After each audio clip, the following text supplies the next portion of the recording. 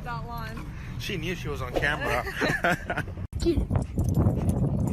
Get it. Get it.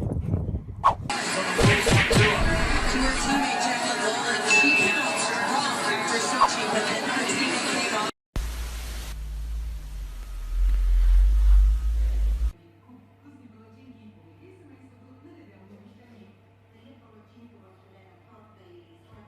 Ha ha!